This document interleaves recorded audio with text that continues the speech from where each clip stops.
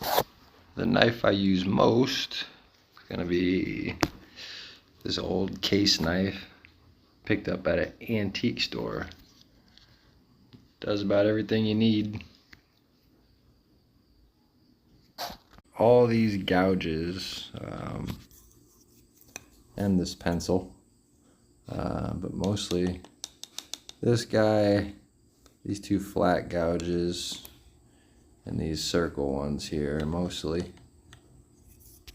Dremel 4000, got a little attachment for her, make it a little easier to use her. Lots of different little files for all little angles.